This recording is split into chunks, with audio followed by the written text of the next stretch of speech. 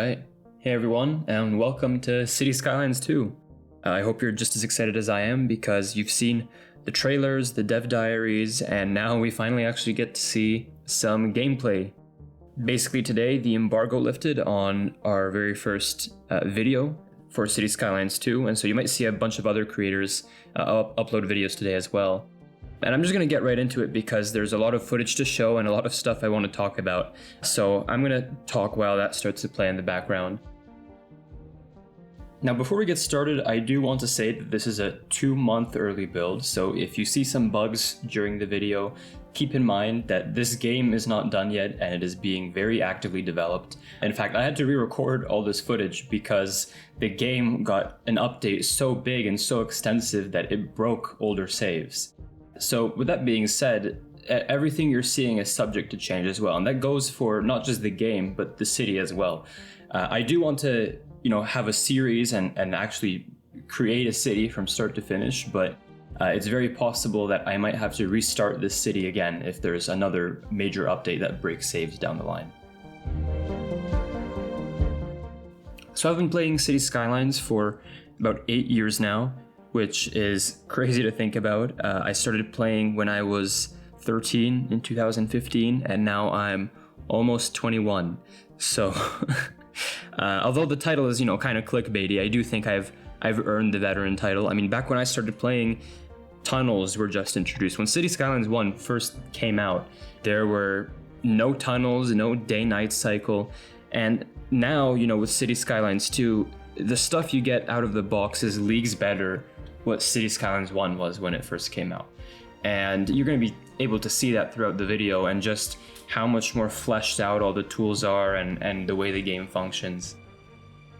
So in terms of the city, I wanted to replicate the experience of playing City Skylines 2 for the first time ever. There's a lot of stuff that carries over from City Skylines 1 into City Skylines 2. So, it is my first time playing City Skylines 2, but the core, the controls of the game, the core aspects of how the game progresses and how it works are still largely the same. So I wanted as much as possible to reduce the transfer of all those skills.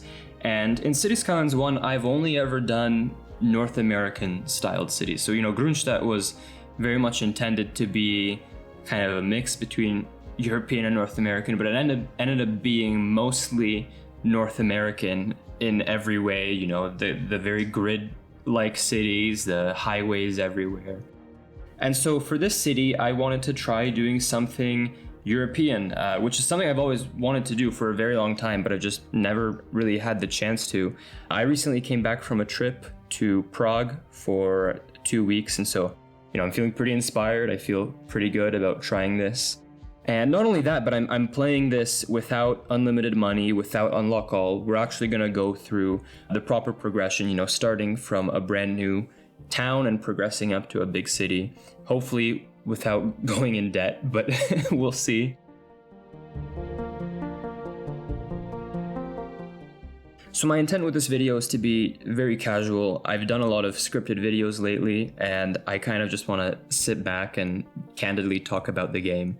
So, go grab a beverage of your choice, you sit back as well, and let's dive into City Skylines 2. So there's a couple things I want to talk about, mainly what I liked, what I didn't like, as well as just my overall thoughts on the game. And if you're more interested in the city building itself, I'll divide the timeline up into sections so you can skip through and just focus on that if you want. But anyways, let's start with what I liked.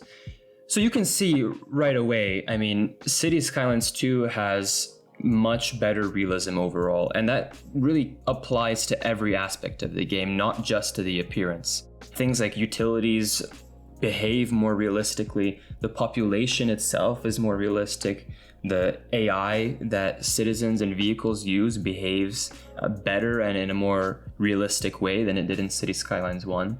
But for me, as somebody, City Skylines creators like me, we often lean very heavily into the visual aspect. We're producing a video and a city that we want to look good. And City Skylines 2 looks great. Keep in mind, this is vanilla City Skylines II. There's no shader mod installed. There's no, workshop assets. This is just how the game looks out of the box. All the buildings look great. The vehicles look like actual vehicles. I mean, when people think of City Skylines 1, they often think of like the hot dog van, or the donut van. It was very cartoony, but in City Skylines 2, you don't get that. Everything is much more grounded, and when you look at your city, it feels like a real city and not so much a video game.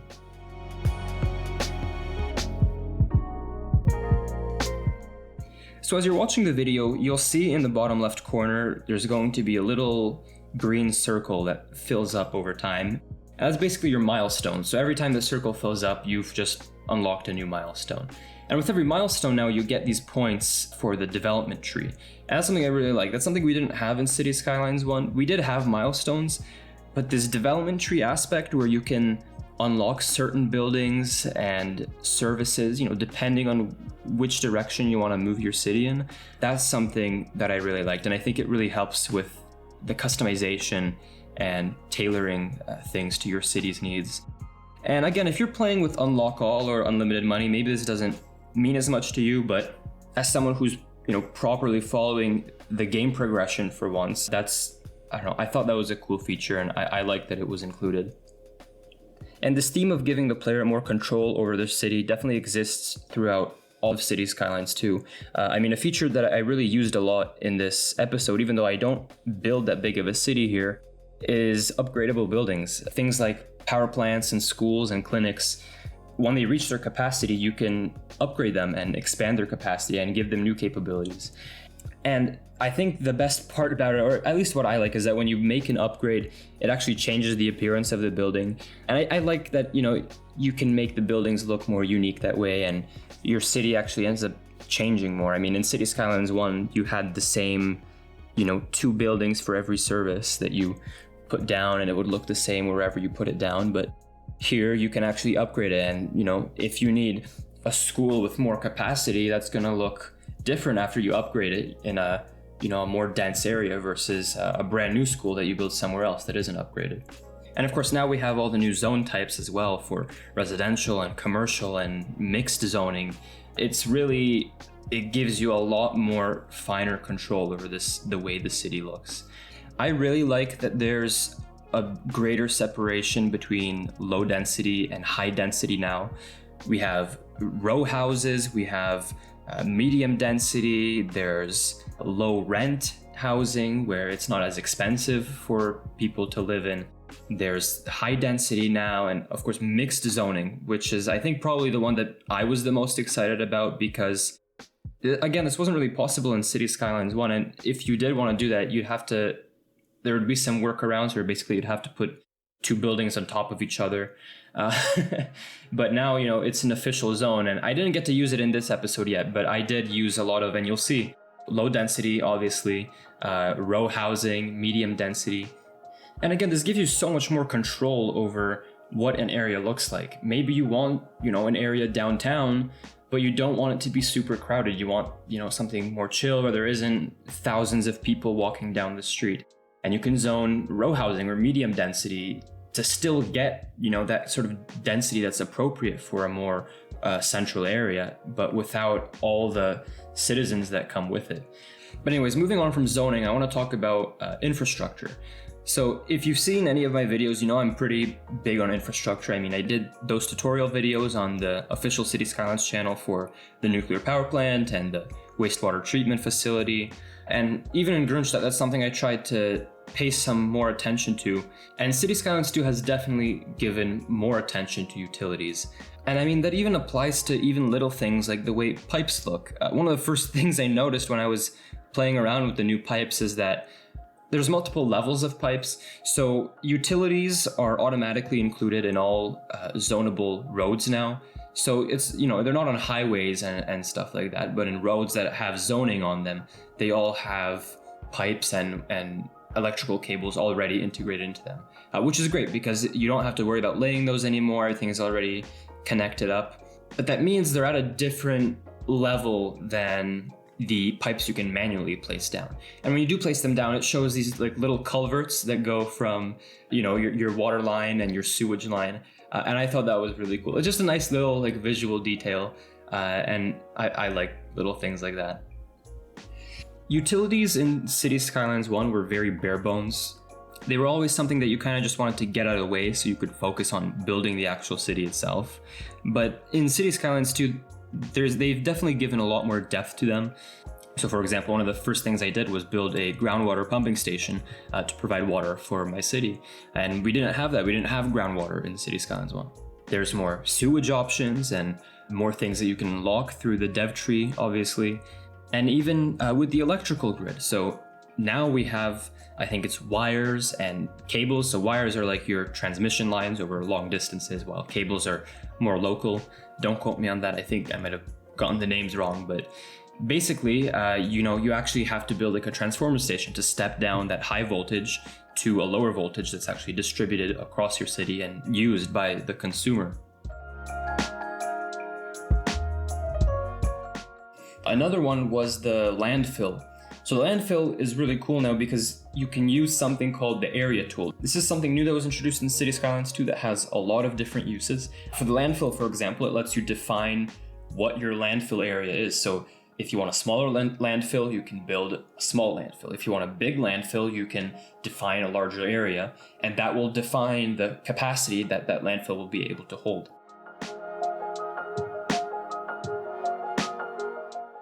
So I used the area tool a couple of times this episode to obviously, for the landfill. But then also I made a farm at the very end. It was one of the last things I built.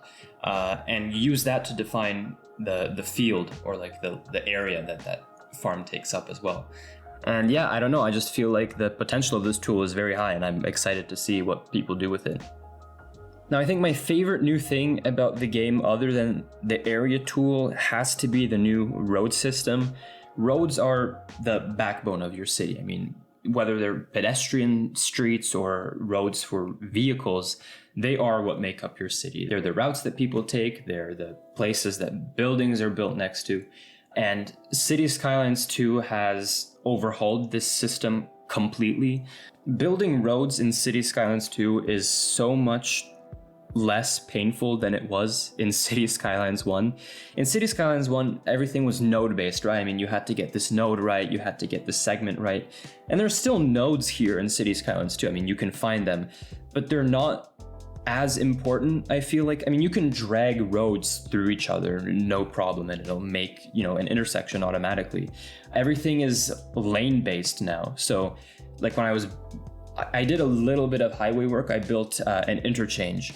And oh my God, it is so easy. I mean, the fact that I was able to build this and it looks so smooth without any mods, it's still kind of hard to wrap my head around.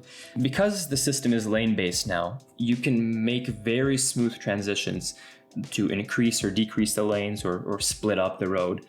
So I built this Cloverleaf interchange to basically allow traffic to go into the new agricultural area that I'm going to be building out. And I mean, it took me, I don't know, maybe half an hour to build this, but it was so much easier than it was. You could not build something like this in City Skylines 1 without mods, absolutely not.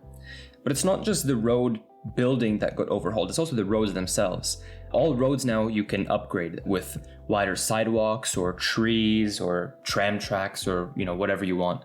In City Skylines 1, this was a much more limited process. You had roads and then you had different variations of that road. While here you have road types like a 2-lane road or a 4-lane road, and then you can upgrade those however you want to customize how they look. And you can even upgrade it to only be on one side. So you could have a wide sidewalk on one side of the road and a narrow sidewalk on the other. And it's again this versatility and the control that I really liked while I was playing the game.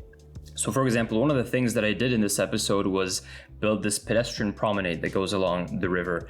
And the game automatically detects that there's water on one side and none on the other. And it only places an embankment and handrails on that one side.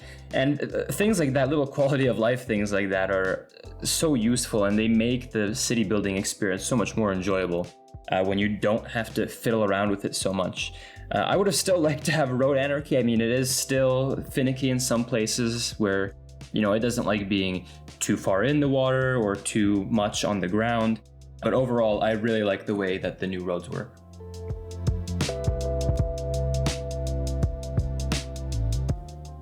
Now, I also do want to talk about some of the things that I'd like to see improved, but I do want to preface this by again saying that this is an early access build. It's still 2 months before the game officially comes out, so the game could still change a lot within that time frame.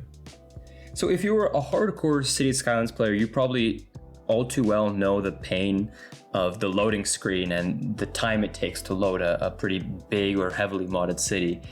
And it seems like in Cities Skylines 2 that has stayed true. It feels like, to me at least, that the loading time has actually gotten worse, because there's the time it takes to load the game, but then also does this thing called virtual texturing, which for me takes sometimes more than 5 minutes after I've already loaded the game before I load a new save, which is really annoying. I would have really liked to see them cut down on that time, and hopefully, the game is still unoptimized. There's still a lot of optimization that needs to be made, and I'm really hoping that time comes down. But as of right now, it could be better. You might have also noticed while I'm building the city that there are no bike paths anywhere. There's no bike paths, there's no bike lanes. And this is something that I didn't notice until somebody actually pointed it out to me, but there's a very distinct lack of bike networks. I don't know if this was just something that was overlooked or that will be added in a later update or DLC or something, but I would have really liked to see more bike networks and, be able to build a nice bike network for my citizens to use.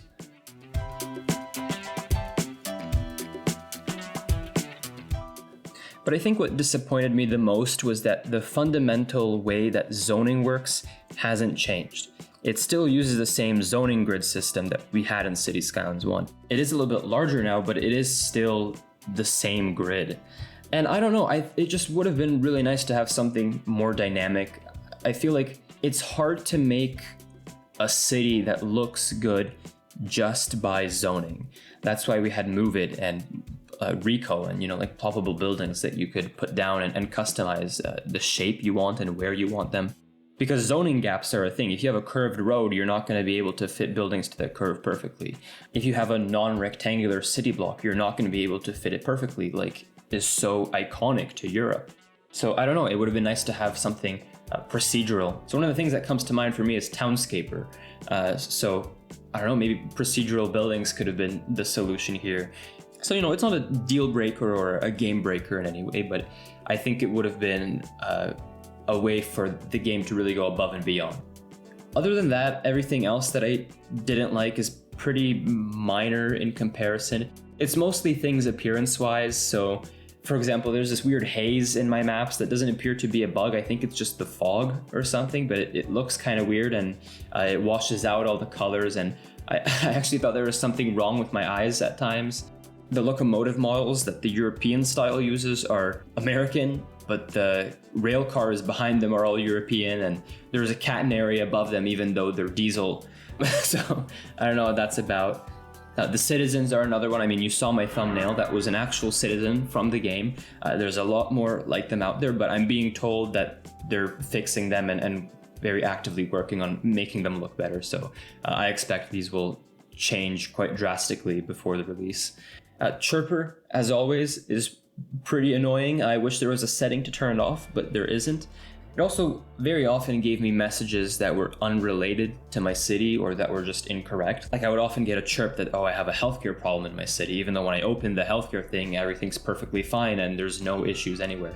But more than likely, that's just a bug and it'll probably get fixed. Something that maybe isn't as minor that I was also pretty disappointed by is texture tiling. It's 2023 and texture tiling is still an issue. I don't know how this is possible. You zoom out and you can see the same grass texture repeating itself. You look at fields and you can see the same texture repeating itself every couple of rows.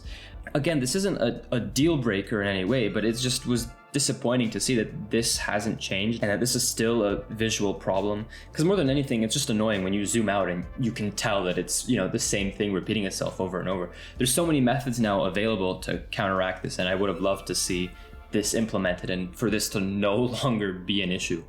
But again, and I really want to emphasize this is an early access build and a lot of stuff is being fixed constantly.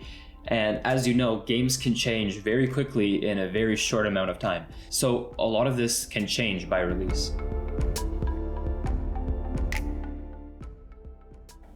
I know I didn't talk about the city I'm building too much, but I'm so excited finally being able to play this game, and I just have a lot of thoughts that I wanted to share, and I hope you guys can appreciate that. But yeah, I'm very happy with the city that I built in this one episode.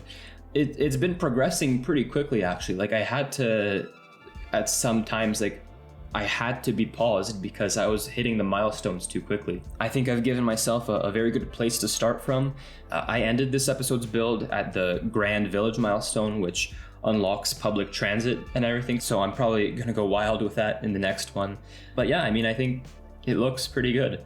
And overall, I'm loving the game, and I feel motivated and excited to play Cities Skylines for the first time in a very long time. And I hope you are too. You know, I've been burnt out from Cities Skylines 1 for a very long time, and I'm sure all my regular viewers knew that a very long time ago already. And I intend to make a video talking about that, and I've been working on that for a long time. So I was kind of surprised when I started playing Cities Skylines 2 and I was enjoying it and I wanted to keep playing. It's really nice to kind of get back in that rhythm and that excitement that I felt when I was first playing Cities Skylines for the very first time. Anyways, I think I'm going to wrap this one up here, but I'd love to hear what you guys think of the game from what you've seen down in the comments. And as always, thank you so much for watching, and I'll see you next time.